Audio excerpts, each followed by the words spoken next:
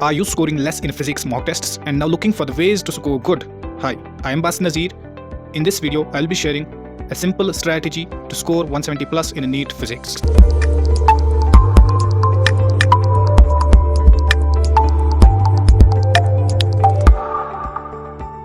अब देखो, first thing जो मैं आपको बोलूंगा, 170 प्लस स्कोर करना फिजिक्स में 23 में जो नीट का एग्जाम आने वाला है, this is not easy task. ये एक छोटा सा काम नहीं है, लेकिन एट द सेम टाइम मैं आपको ये भी बोलूंगा कि एक इम्पॉसिबल टास्क भी नहीं है, बिकॉज स्टूडेंट्स के मार्क्स आते हैं 170 प्लस भी आते हैं, इवन 180 मार्क्स आते हैं।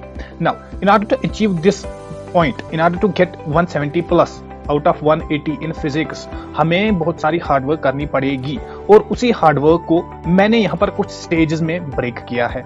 अब वो स्टेज क्या है? Stage number 1 for all the students. ये क्या होगा? स्टेज नंबर 1 यही होगा कि हमें अपना सिलेबस कंप्लीट करना है। सिलेबस कंप्लीशन, हमें अपना सिलेबस कंप्लीट करना है। अब यहाँ पर दो कैटेगरीज में हमारे स्टूडेंट्स होंगे।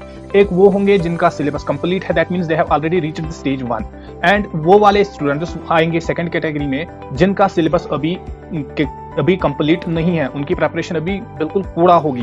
तो उनको क्या करना है? उनको सबसे पहले इस स्टेज 1 पे आना है। स्टेज 1 पे आने का मतलब उनको अपना सिलेबस कंप्लीट करना है, चाहे वो एनसीईआरटी बुक से करे, चाहे वो यूट्यूब पे किसी के लेक्चर्स देखे या किसी और बुक से करे, दैट डजंट मैटर, लेकिन सिलेबस कंप्लीट करना है। आफ्टर दैट जब हम स्टेज 1 पे आएंगे, इसके बाद हम आएंगे अपने स्टेज 2 पे। स्टेज सेकंड, जो सेकंड स्टेज होगा वो क्या होगा? सेकंड स्टेज यही होगा कि हम अपने पीवाईक्यूज करेंगे। PYQs are the backbone of every subject, चाहे आप फिजिक्स की बात करो, केमिस्ट्री की बात करो या बायो की बात करो। जो पीवाईक्यूज होते हैं, याद रखना, पीवाईक्यूज से 70% ऑफ पेपर हमारा रिवाइज होता है। सिर्फ लैंग्वेज में थोड़ी सी डिफरेंस आती है, सिर्फ क्वेश्चन को थोड़ा सा ट्विस्ट करते हैं, लेकिन सारे के सारे कॉन्सेप्ट्स यहाँ पर आते हैं। जब हम स्टेज 2 पे अपने पीवाईक्यूज को सॉल्व करेंगे, अंडरस्टैंड करना, जब हम अपने पीवाईक्यूज को सॉल्व करेंगे फिजिक्स के हर एक चैप्टर के, तो हमें क्या करना है? जो भी कॉन्सेप्ट यहाँ पर यूज किया है एग्जामिनर ने, जो भी कॉन्सेप्ट किया है, उसको हम अगेन रिवाइज करेंगे, एंड इन पीवाईक्यूज को सॉल्व करने से हमें ये भी पता चलेगा कि how the questions are solved, and plus इसके साथ साथ ये भी पता चलेगा कि what type of questions are actually asked in the exam. ये हो गया हमारा stage number 2। After crossing this stage number 2 हम आएंगे स्टेज नंबर 3 पे। ये होगा हमारा stage number 3, and this will be the third stage. और थर्ड स्टेज में हमें क्या करना है? हमें देना है मॉक टेस्ट्स। हमें मॉक टेस्ट्स देने हैं। दिस इज इंपॉर्टेंट, ये सबसे ज्यादा इंपॉर्टेंट है। मॉक टेस्ट्स हम कैसे देंगे? आप किसी ऐप से भी दे सकते हो, जहां से आप चाहते हो, जहां से आपको ठीक लगे वहां से आप मॉक टेस्ट्स दे सकते हो। लेकिन मॉक टेस्ट्स को देने के बाद हमें यहाँ पर भी हमें दो आइडियाज मिलेंगे। एक तो हमें मिलेगा कि which type of questions are asked and किन कॉन्सेप्ट्स की ज्यादा प्रोबेबिलिटी है एग्जाम में आने की, होगा ये भी। एंड आफ्टर दिस स्टेज 3 हमारा अल्टीमेट स्टेज आता है। अल्टीमेट स्टेज आएगा, उसको हम बोलेंगे स्टेज 4।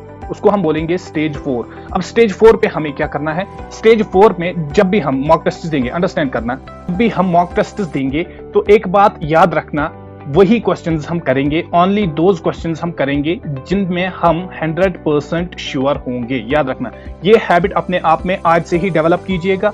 अपनी नेगेटिव मार्किंग को आज से ही रिड्यूस कर लीजिए, क्योंकि जितने भी हमारे ज्यादा नेगेटिव मार्किंग आएंगे उतना हमारे लिए वर्स्ट कंडीशन बनती है।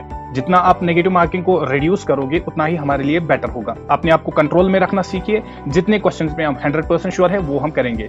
उसके बाद आएंगे second type of questions, that means जो हम गेस कर पाएंगे लेकिन हमें गेस एग्जाम में नहीं करना है। एंड आफ्टर दैट कुछ क्वेश्चंस ऐसे भी होंगे जिनमें हमें डाउट होगा, तो हमें वो भी मार्क नहीं करने हैं, लेकिन अपने माइंड में हमें उनको मार्क करना है। अब हमें क्या करना है? जो फोर्थ स्टेज आएगा, that will be the analysis हमें कैसी करनी है? देखो, जो भी क्वेश्चंस हमने किए वो तो हमें मतलब क्वेश्चंस ठीक हो गए, दैट्स गुड, लेकिन आफ्टर दैट यहाँ पर जो क्वेश्चंस हमने किए लेकिन फिर भी रॉन्ग हो गए, याद रखना, जो क्वेश्चंस हमने किए फिर भी रॉन्ग हो गए। एक पर्टिकुलर कॉन्सेप्ट की मैं बात करूंगा, फॉर एग्जांपल रोटेशनल मोशन से हमारा एक क्वेश्चन रॉन्ग हो गया, तो हमें क्या करना है? एक बात ठान लेना आज से ही कि जिस कॉन्सेप्ट से, जिस टॉपिक से हमारा एक क्वेश्चन रॉन्ग होगा, हम पहले क्या करेंगे? उस टॉपिक को रिवाइज करेंगे, उस टॉपिक को रिवाइज करेंगे जिस भी बुक से आप करना चाहोगे। एंड सेकंड थिंग, हम इस पर्टिकुलर टॉपिक से 10 मोर क्वेश्चंस को सॉल्व करेंगे इसी टॉपिक से। मैं चैप्टर की बात नहीं कर रहा हूं, मैं एक टॉपिक की बात कर रहा हूं। लेकिन अगर आपको एक चैप्टर में फॉर एग्जांपल 2 क्वेश्चंस आते हैं, आपके दोनों ही गलत हो गए, तो दैट मींस आपका सारा का सारा चैप्टर अभी वेस्ट है। आपने अभी कुछ भी उस चैप्टर में नहीं पढ़ा है, ना ही कुछ सीखा है। उस चैप्टर को अगेन रिवाइज करो, पीवाईक्यूज लगाओ and after that again questions को प्रैक्टिस कीजिए। ये हो गई हमारी स्टडी, ये हो गई हमारी एनालिसिस। जो भी रॉन्ग क्वेश्चंस हम करेंगे उसको हम पहले, जिस टॉपिक से हम रॉन्ग करेंगे उसको हम पहले रिवाइज करेंगे एंड आफ्टर दैट हम 10 मोर क्वेश्चंस उस पर्टिकुलर टॉपिक से लगाएंगे, ठीक है ना। एंड सेकंड थिंग जो यहाँ पर इंपॉर्टेंट है, जो भी कॉन्सेप्ट हम रॉन्गली यूज करेंगे, फॉर एग्जाम्पल हमने कोई फॉर्मूला यूज की जो हमने रॉन्ग यूज की, तो उसको हमें क्या करना है, उसको हमें नोट डाउन करना है, एंड हमें उसको हर दिन एवरीडे हमें उसको क्या करना है, हमें उसको एवरीडे रिवाइज करना है, ताकि वो हमारे माइंड में सेट हो जाए और नेक्स्ट अपकमिंग एग्जाम में हमें वो गलती का सामना अगेन न करना पड़े। So this was the complete strategy how you can easily score 170 plus out of 180 in the NEET physics, the upcoming NEET examination। हम मिलते हैं नेक्स्ट वीडियो में, तब तक के लिए ओके बाय।